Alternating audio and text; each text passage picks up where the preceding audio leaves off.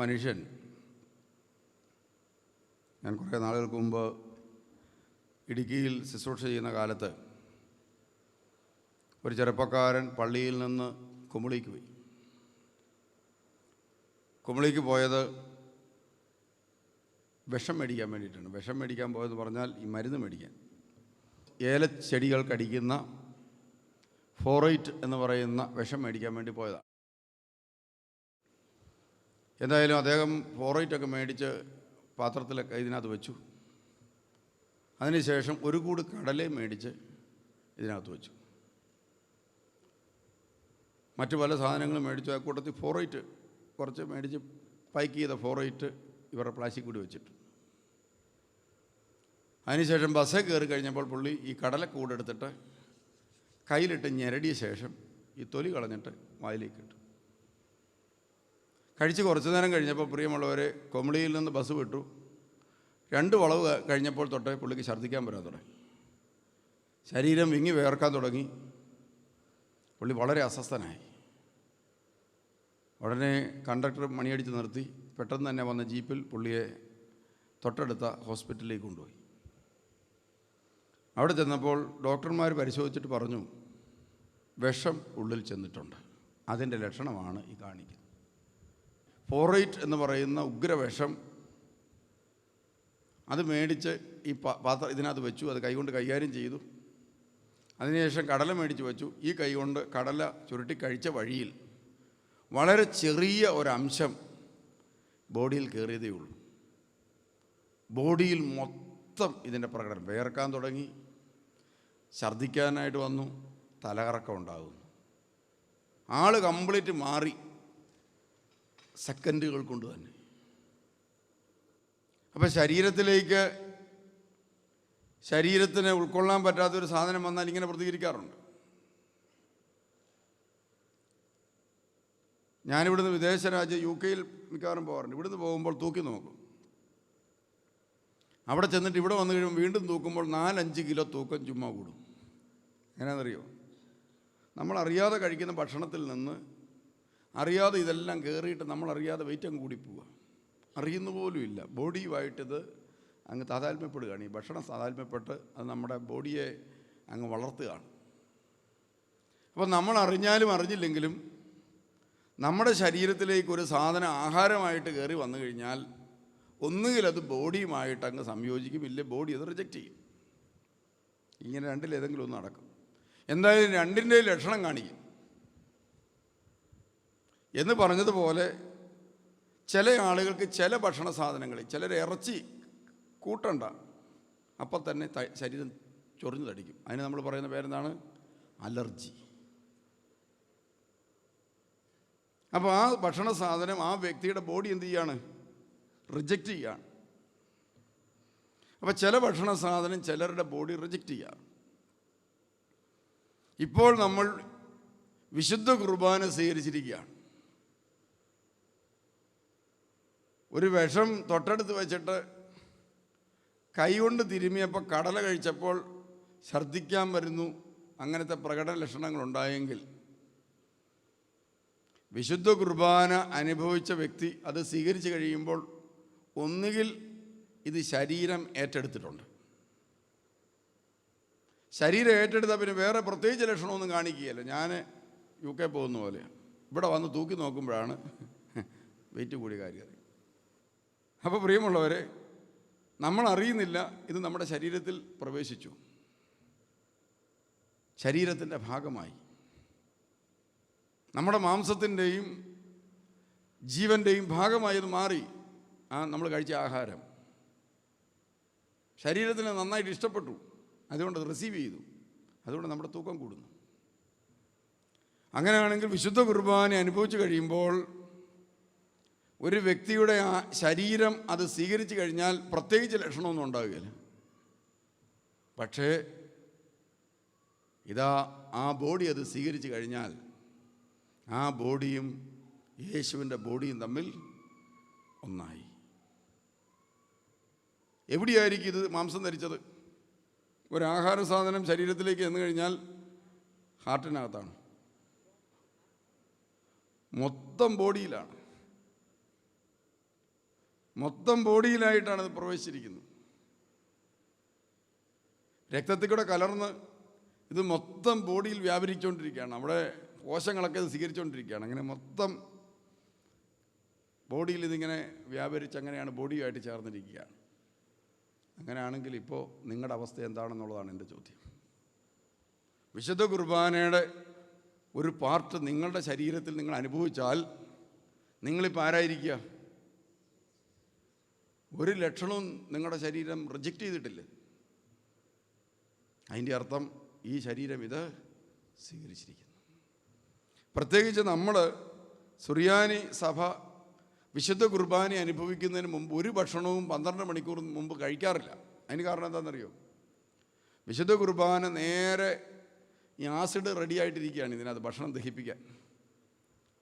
ഇതിനകത്തോട്ട് നേരെ വീണ് അന്നേരം തന്നെ ദഹിച്ച് കംപ്ലീറ്റ് ആയിട്ടും ബോഡിയിൽ കയറണം. അതിനാണ് വെറും വയറ്റിൽ എന്ന് പറഞ്ഞാൽ ഒരു 6-8 മണിക്കൂറെങ്കിലും ഏറ്റവും കുറഞ്ഞത് ഉപവാസത്തോടു കൂടി വേണം വിശുദ്ധ കുർബാന അനുഭവിക്കാൻ എന്ന് പറയാൻ കാരണതാണ്. അപ്പോൾ അങ്ങനെ പ്രിയമുള്ളവരെ, നമ്മുടെ ശരീരവും യേശുവിൻ്റെ ശരീരവും തമ്മിൽ സംയോജിച്ചിരിക്കുകയാണ്. നിങ്ങളിൽ ചില ആളുകളെങ്കിലും ശ്രദ്ധിച്ചിട്ടുണ്ടാകാം, വിശുദ്ധ കുർബാന അനുഭവിച്ച് പള്ളിയിൽ പോയിട്ട് വീട്ടിൽ ചെന്നാൽ പിന്നീട് ഭയങ്കര കലിയാണ്. അങ്ങനെയുള്ള ഒരവസ്ഥ നിങ്ങൾക്ക് ഉണ്ടായിട്ടുണ്ടോ? അന്നത്തെ ദിവസമായിരിക്കും എന്ത് ചെയ്യുന്നത്? ദേഷ്യവരിശം കൂടുന്നത്. നിങ്ങളുടെ പിള്ളേരുടെ ജീവിതത്തിൽ ശ്രദ്ധിച്ചാൽ കാണാൻ സാധിക്കും. പള്ളിയിൽ പോയി വിശുദ്ധ കുർബാന അനുഭവിച്ച് കഴിഞ്ഞ് ഇങ്ങോട്ട് വന്നു കഴിഞ്ഞാൽ പിന്നെ എന്താണ്? പിന്നെ ഇല്ലാത്ത ദേഷ്യവും അരിശവും എല്ലാം ചിലർ രൂപം കൊള്ളുന്നത് കാണാൻ സാധിക്കും. അതെന്താ സംഭവം? വിശുദ്ധ കുർബാന അങ്ങോട്ട് ചെന്ന് കഴിഞ്ഞപ്പോൾ അകത്തിരുന്ന് ഏതാണ്ടെല്ലാം ഇളകി പ്രവർത്തിക്കാൻ തുടങ്ങി. പ്രിയമുള്ളവർ, വിശുദ്ധ കുർബാന ഒരു വ്യക്തിയിൽ 2 തരത്തിലുള്ള പ്രതികരണങ്ങൾ ഉണ്ടാക്കാം. അപ്പോസ്തലന്മാരെല്ലാം വിശുദ്ധ കുർബാന സ്വീകരിച്ചു.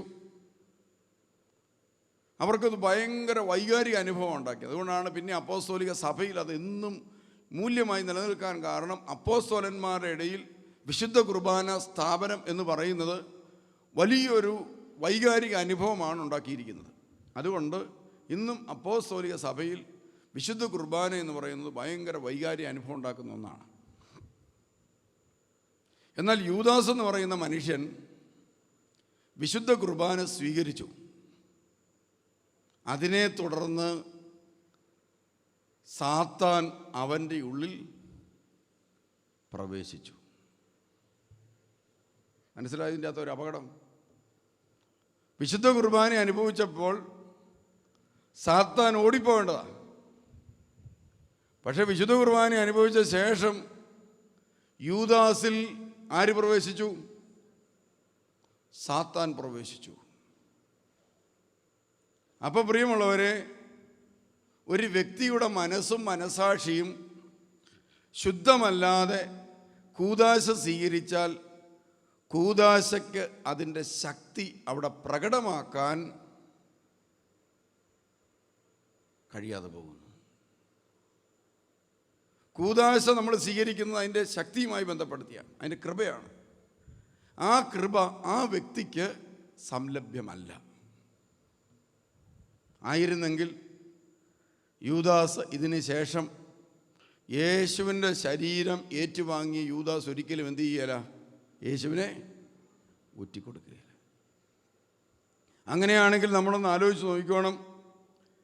ക്രിസ്ത്യാനികൾ വിശുദ്ധ കുർബാന സ്വീകരിക്കുന്നത് വിശുദ്ധിയോടും ദൈവം നമുക്ക് നൽകിയ ശുദ്ധ മനസാക്ഷിയോടും അല്ലെങ്കിൽ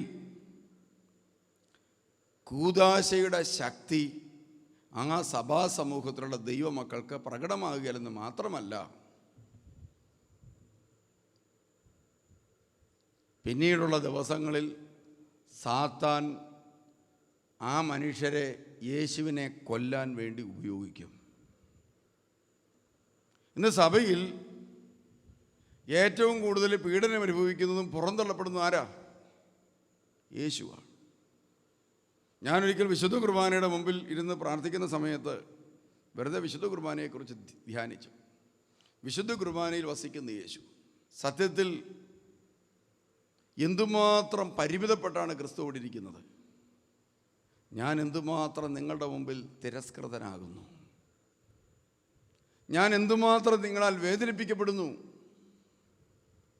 നിങ്ങൾ എന്തുമാത്രം എന്നെ ദുഃഖിപ്പിക്കുന്നു, നിങ്ങൾ എന്തുമാത്രം എന്നെ അവഗണിക്കുന്നു, നിങ്ങൾ എന്തുമാത്രം എന്നെ പീഡിപ്പിക്കുന്നു എന്ന് യേശു അവിടെ ഇരുന്ന് പറയുന്നത് പോലെ എനിക്കൊരു തോന്നൽ, എൻ്റെ തോന്നലാണ്. അതിൻ്റെ കാരണം എന്താണ്? ഒരു വ്യക്തി വിശുദ്ധ കുർബാന അനുഭവിച്ച ശേഷം തൻ്റെ ശരീരത്തോട് തെറ്റ് ചെയ്താൽ ആര് പീഡിപ്പിക്കപ്പെടും? ക്രിസ്തു പീഡിപ്പിക്കപ്പെടും. ഒരു വ്യക്തി വിശുദ്ധ കുർബാന അനുഭവിച്ച ശേഷം യേശുവിൻ്റെ പ്രവൃത്തി തിരസ്കരിച്ചാൽ, യേശുവിൻ്റെ പ്രവൃത്തികളും വാക്കുകളും ജീവിതവും നാം ജീവിതം കൊണ്ട് തിരസ്കരിച്ചാൽ ആര് പുറന്തള്ളപ്പെടും? ക്രിസ്തു പുറന്തള്ളപ്പെടും. നാം യേശു ക്രിസ്തുവിൻ്റെ ശരീരത്തെ സ്വീകരിച്ച ശേഷം യേശു സ്നേഹിക്കുന്നത് പോലെ സ്നേഹിക്കാതിരുന്നാൽ ക്രിസ്തു പുറന്തള്ളപ്പെടുകയാണ്, ക്രിസ്തു അവഗണിക്കപ്പെടുകയാണ്, തിരസ്കരിക്കപ്പെടുകയാണ്. അങ്ങനെയാണെങ്കിൽ പ്രിയമുള്ളവരെ, ഒരു ക്രൈസ്തവൻ എന്ന നിലയിൽ വിശുദ്ധ കൂദാശ സ്വീകരിച്ച ഒരു വ്യക്തിയുടെ ജീവിതത്തിലുണ്ടാകുന്ന ഓരോ ചിന്താഗതികളും കാഴ്ചപ്പാടും പ്രവൃത്തിയും വഴി ക്രിസ്തു ക്രൂശിക്കപ്പെടുകയോ നിന്ദിക്കപ്പെടുകയോ പീഡിപ്പിക്കപ്പെടുകയോ പുറന്തള്ളപ്പെടുകയോ ചെയ്യുന്നു. പണ്ട് യഹൂദന്മാരെന്താ ചെയ്തത്? സ്വർഗത്തിൽ നിന്ന് മനുഷ്യനായിട്ട് ഇറങ്ങി വന്ന യേശു, അവനെ ക്രൂശിച്ച് പുറന്തള്ളി തിരസ്കരിച്ച് പുറത്താക്കി, ക്രൂശിച്ചു, കൊന്നു. നമ്മളെന്താ ചെയ്യുന്നത്? യേശു ക്രിസ്തുവിനെ നമ്മുടെ ജീവിതത്തിലേക്ക് അപ്പവും വീഞ്ഞും അങ്ങോട്ട് വെച്ചിട്ട് നീ ഇങ്ങോട്ട് ഇറങ്ങി വന്ന് പറഞ്ഞ് വിളിച്ചിറക്കിക്കൊണ്ട് വന്നിട്ട് നമ്മുടെ വീട്ടിൽ വിളിച്ച് കയറ്റിയിട്ട് അവനിട്ട് ഇടി കൊടുക്കുന്നു, അവനെ പീഡിപ്പിക്കുന്നു, അവനെ നിന്ദിക്കുന്നു, അവനെ തിരസ്കരിക്കുന്നു. ഞാൻ നിങ്ങളുടെ വീടിൻ്റെ അതിലെ പോകുമ്പോൾ നിങ്ങൾ കയ്യാലമാട്ടയിൽ ഒളിച്ചിരുന്നിട്ട് വണ്ടിക്കോട്ടൊരു ഏറെറി തെറ്റാതെ നിങ്ങളിവിടെ വന്ന് പ്രത്യേകം എന്നെ ക്ഷണിച്ചു, ഞങ്ങളുടെ വീട്ടിലേക്ക് തിരുമേനി ഒന്ന് വരണം കേട്ടോ. ഞാൻ വന്ന് അവിടെ കയറി കഴിഞ്ഞപ്പോൾ അതൊക്കെ ഗേറ്റ് അങ്ങ് അടച്ച്. ഞാൻ പെരക്കകത്തോട്ട് കയറി കഴിഞ്ഞപ്പോൾ നിങ്ങൾ കതവ് അടച്ച്.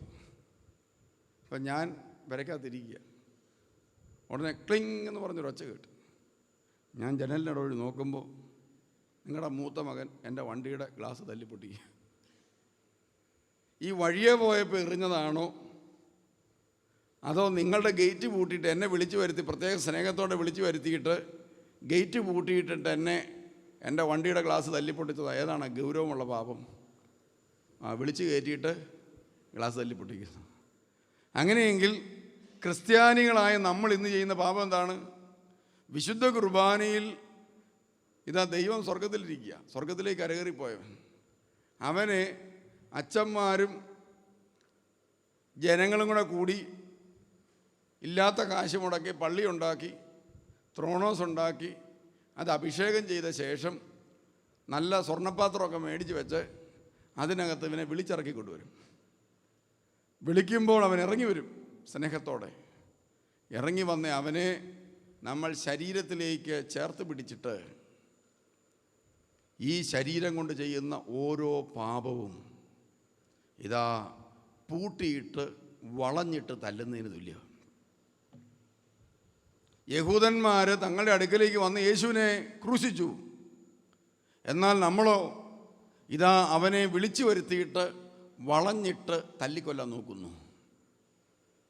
ഇന്ന് സഭയിൽ ക്രിസ്തു പീഡിതനാണ്. ഇന്ന് ക്രിസ്തു സഭയിൽ വേദനിക്കുന്നു, വീണ്ടും ക്രൂശിക്കപ്പെടുന്നു മനുഷ്യൻ്റെ പാപം മൂലം, ക്രിസ്ത്യാനിയുടെ പാപം മൂലം. അപ്പോൾ യേശു ക്രിസ്തുവിൻ്റെ ശരീരമാണ് സഭയെങ്കിൽ സഭയിലെ ദൈവമക്കൾ മാരക പാപം ചെയ്യുമ്പോൾ പ്രിയമുള്ളവരെ വളഞ്ഞിട്ട് പീഡിപ്പിക്കുന്നതിന് തുല്യമാണ്. അങ്ങനെയാണെങ്കിൽ ഇന്ന് ക്രിസ്തു ഏറ്റവും കൂടുതൽ വേദനിക്കുന്ന എവിടെയാണ്? എന്തിനെക്കുറിച്ചാണ്? നമ്മളെക്കുറിച്ചാണ്. ഈ ചില ആളുകൾ പറയാറുണ്ട്, ധ്യാനമൊക്കെ കൂടുമ്പോൾ ചിലർ കരയുകയൊക്കെ ചെയ്യും. നമ്മൾ ചോദിക്കും എന്നാ കരഞ്ഞത്? ചിലർ ധ്യാനം കഴിയുമ്പോൾ, ഞാൻ 9:30 ആയി കഴിയുമ്പോൾ ധ്യാനം കഴിഞ്ഞ് വളരെ ക്ഷീണിതനായിട്ട് 9:30-10 മണിയാകുമ്പോൾ മുറിയിലിരിക്കുമ്പോൾ ചിലർ കോളിംഗ് ബെൽ അടിക്കും വന്ന്. അപ്പം ഞാൻ പറയും ധ്യാനക്കാരും എല്ലാം ആണെങ്കിൽ നമുക്ക് നാളെ വല്ലതും കാണാം. അന്നേരം അവർ പറയും അല്ല എനിക്കിപ്പോൾ പറയണം. അപ്പം ഞാൻ ചെന്ന് ചോദിക്കും എന്താ പ്രശ്നം? ചിലർ ഭയങ്കര എക്സൈറ്റഡ് ആയിട്ടാണ് വരുന്നത്. അവർ ചിലർ പറയാറുണ്ട്, എൻ്റെ തിരുമേനി, ഞാൻ ആ ആരാധന നടന്നുകൊണ്ടിരുന്ന സമയത്ത് മദ്ബഹായിലേക്ക് നോക്കുമ്പോൾ കാൽവറി ക്രൂശിൽ പെടയുന്ന യേശു രക്തം വാർന്നൊലിച്ച് എന്നെ ഇങ്ങനെ നോക്കുന്നത് പോലെ കണ്ടു. അതെന്താ? ഈ ധ്യാനത്തിനിടയിൽ എന്താ അങ്ങനെ കണ്ടത്? ഈ ധ്യാനത്തിനിടയിൽ നീ കണ്ടെന്നേ ഉള്ളൂ. നീ കാണാത്തപ്പോഴും നിന്നെ നോക്കി ഇങ്ങനെ പെടയുന്ന ഒരു ക്രിസ്തുവുണ്ട്. നീ പാപം ചെയ്യുന്നവനാണെങ്കിൽ. കണ്ടു എന്ന് പറയുന്നത് ഒരു യാദൃച്ഛിക സംഭവമാണ്.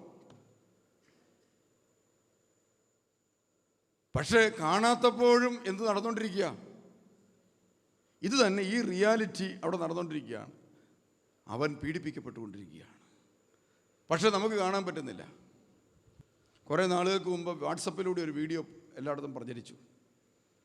ആ വീഡിയോ ഇതായിരുന്നു: തീവ്രവാദികൾ ഒരു മനുഷ്യൻ്റെ തലയിലേക്ക് കറുത്ത ഇതിട്ടിട്ട ശേഷം അയാളുടെ കഴുത്ത് പൊക്കി പിടിച്ചിട്ട് പിച്ചാത്തിക്ക് ഇങ്ങനെ മുറിച്ച് കഴുത്തങ്ങ് ഊരി മാറ്റുന്നു. ഇങ്ങനെ മുറിച്ച് മാറ്റി രക്തം വാർന്നു. ഇതായിരുന്നു വീഡിയോ. ഈ വീഡിയോ പലരിലൂടെയും പകർന്നു വന്നു. എന്നോട് പറഞ്ഞു, ഇങ്ങനെ തീവ്രവാദികൾ മനുഷ്യനെ കഴുത്ത് ഞെരിച്ച് കൊല്ലുന്നത്, ഇതാ കഴുത്ത് മുറിച്ച് ഇങ്ങനെ കൈ പിടിക്കുന്ന ഭാഗം ഉണ്ട്. അപ്പോൾ ഞാൻ പറഞ്ഞു, അങ്ങനെയാണെങ്കിൽ എനിക്കതൊന്ന് അത്യാവശ്യമായിട്ട് അയച്ചു തരണം. ധ്യാന സമയത്ത് വീഡിയോയ്ക്കകത്ത് ഇതിട്ട് നമ്മുടെ ആളുകളെ ഒന്ന് കാണിക്കണം. ഈ രക്തസാക്ഷികളായി തീരുന്ന ക്രിസ്ത്യാനികളുടെ പീഡനത്തെക്കുറിച്ചൊന്ന് കാണിക്കാൻ വേണ്ടിയാണ്. പ്രിയമുള്ളവരെ, അങ്ങനെ ഈ വീഡിയോ എനിക്ക് അയച്ചു തന്നു. ഈ വീഡിയോ പ്ലേ ചെയ്ത് ഞാൻ കണ്ടുകൊണ്ടിരിക്കുമ്പോൾ സംഭവിച്ചെന്താണെന്ന് ചോദിച്ചാൽ, ഈ കഴുത്ത് മുറിച്ച് മാറ്റുന്ന ഈ സംഭവം കണ്ടതോടുകൂടി പെട്ടെന്ന് എൻ്റെ മനസ്സിലേക്ക് വല്ലാത്ത ഒരു അസ്വസ്ഥത കയറി. ഞാൻ പെട്ടെന്ന് സ്വിച്ച് ഓഫ് ചെയ്തു. എന്നെ കണ്ടമാനം ഒരു അസ്വസ്ഥത വലയം ചെയ്യുന്നതായിട്ട് എനിക്ക് തോന്നി. ഭയം, നിരാശ, വേദന. പിന്നീടുള്ള സമയത്തൊക്കെ ചുമ്മാ ഇരിക്കുമ്പോൾ കഴുത്തേ കൂടെ പിച്ചാത്തി ഇങ്ങനെ പോകുന്ന പോലെ ഞാനിങ്ങനെ പിടിക്കാൻ തുടങ്ങി. എന്തോ എൻ്റെ കഴുത്തിന് ഇങ്ങനെ പിച്ചാത്തി വെച്ചാൽ ആരും മുറിക്കാൻ പോകുന്ന പോലെ ഇങ്ങനെ ഒരു ഫീലിംഗ് ഉണ്ടാകും. അപ്പോൾ ഇടയ്ക്കിടയ്ക്ക് ഇങ്ങനെ മനസ്സിൽ വരികയാണ്. ഈ ഭീകര സംഭവം കണ്ട ശേഷമാണ് എനിക്ക് ഇങ്ങനത്തെ ഒരു ബുദ്ധിമുട്ടുണ്ടായത്. ഇതെന്തുകൊണ്ടാണ്? ഈ നിരപരാധിയായ മനുഷ്യനെ പീഡിപ്പിക്കുന്നത് കണ്ട് എൻ്റെ മനസ്സിലേക്ക് ഈ വേദന വന്നു. എന്നാൽ മുറിച്ച മനുഷ്യന് ഈ വേദന ഉണ്ടായോ? അയാൾക്കില്ല. എന്തുകൊണ്ടാണ്?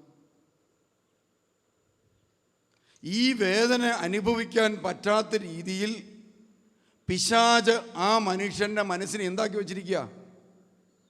കഠിനമാക്കി വച്ചിരിക്കുക. ഇതുപോലെ തന്നെ പ്രിയമുള്ളവരെ, ധ്യാനം കൂടുന്ന ചിലർക്കൊക്കെ യേശുവിനെ പരിചയപ്പെട്ട് കഴിയുമ്പോൾ, തൻ്റെ യേശുവിനെ കുറിച്ച് കേട്ട് കഴിയുമ്പോൾ ഈ റിയാലിറ്റി അനുഭവിക്കാൻ സാധിക്കുന്നു. ചിലർ കല്ലുപോലെ അവിടെ ഇരിക്കുന്നു. അവർക്കിതെല്ലാം കേട്ടാലും യേശു പീഡിപ്പിക്കപ്പെടുന്നു, അടിക്കപ്പെടുന്നു, ഉപദ്രവിക്കപ്പെടുന്നു, കാറ് കൂവെന്നൊക്കെ പറഞ്ഞാലും അവർ കരിങ്കല്ലിന് കാറ്റ് പിടിച്ച പോലെ ഇരിക്കും. കാര്യം എന്നാണെന്നറിയോ?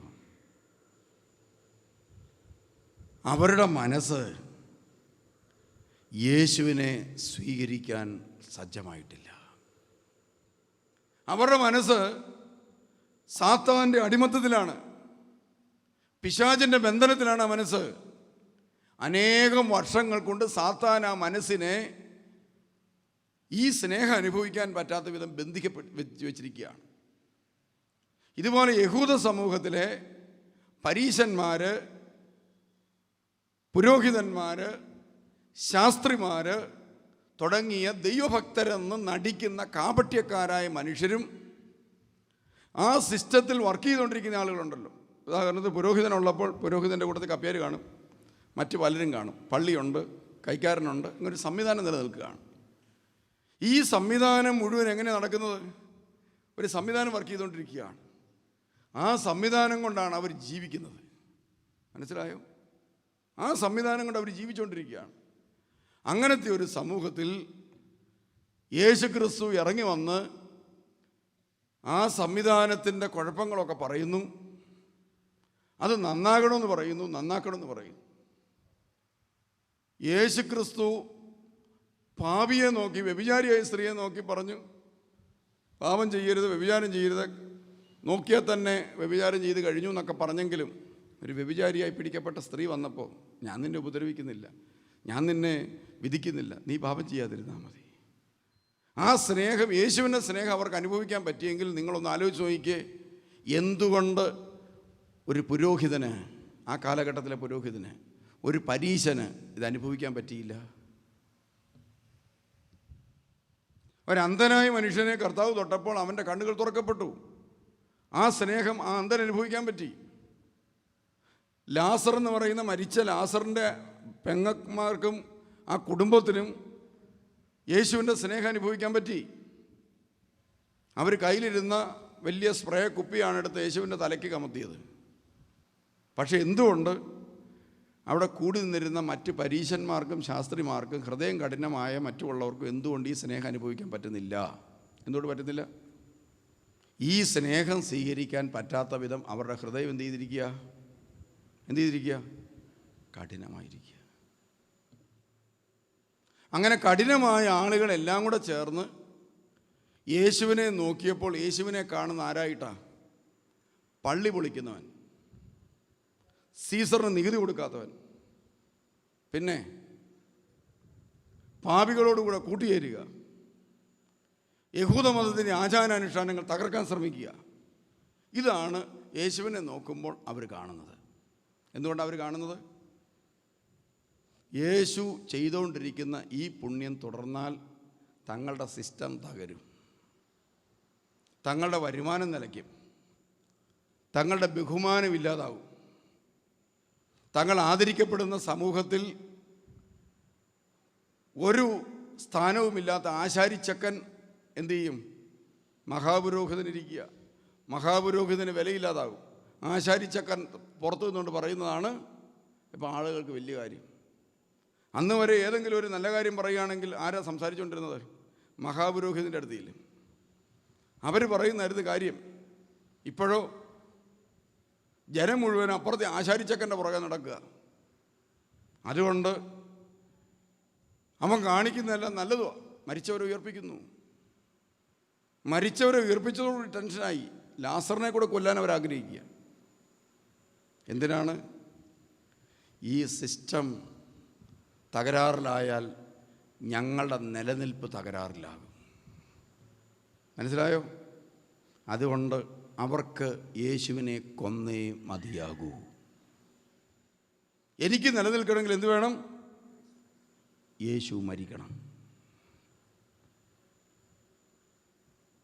യേശുവുമായിട്ടൊത്ത് ഒരു ജീവിതം ബുദ്ധിമുട്ടാണ്. അതുകൊണ്ട് യേശുവിനെ കൊന്നേ മതിയാകും.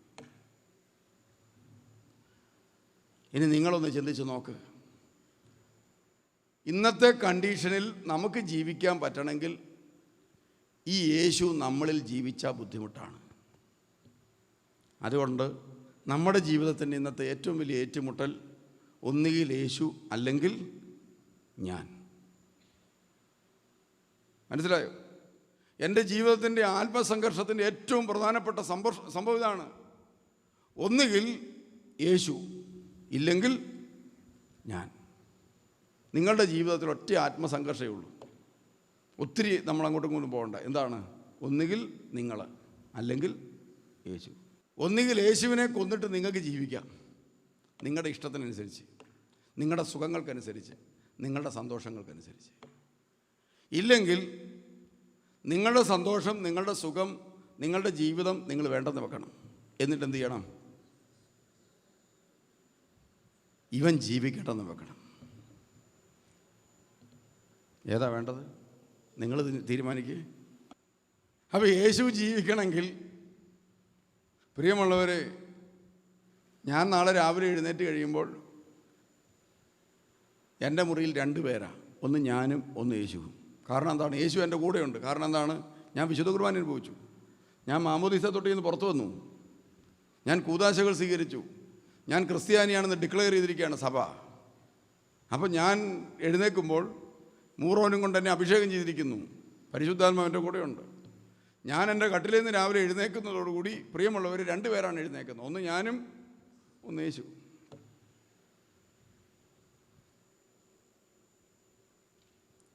നമ്മൾ നേരെ പത്രം എടുത്ത് ബാത്റൂമിലൊക്കെ ഒന്ന് പോയി അവിടെ ഒരു 1.5 മണിക്കൂർ ഇരിക്കുന്നു. ആ സമയത്ത് സമയം കിട്ടിയല്ലോ എന്ന് ഓർത്ത് ഫേസ്ബുക്കും എല്ലാം നോക്കി പത്രമെല്ലാം വായിച്ച് പുറത്തോട്ടിറങ്ങി നമ്മളുടെ കട്ടൻ കാപ്പിയും കുടിച്ച് എന്ത് ചെയ്തു? 7:30 മണിയായി. ഇതിനിടയിൽ പല വ്യാപാരങ്ങളും നമ്മൾ ചെയ്തു കഴിഞ്ഞു. യേശു രാവിലെ എഴുന്നേറ്റിട്ട് എന്താ ചെയ്തത്? ഇന്നലെ ഞാൻ പറഞ്ഞു. അതിരാവിലെ ഉണർന്ന് അവനൊരു വിജന സ്ഥലത്തേക്ക് പോയി അവൻ പ്രാർത്ഥിച്ചു. നിങ്ങൾ പറഞ്ഞു ഞാൻ മരിക്കട്ടെ, യേശു ജീവിക്കട്ടെ. എങ്കിൽ രാവിലെ യേശുവിന് ജീവിക്കാനുള്ള പണി നമ്മൾ ആദ്യം ചെയ്യുന്നുണ്ടോ? അതിരാവിലെ എഴുന്നേറ്റ് കഴിഞ്ഞാൽ എന്ത് ചെയ്യണം?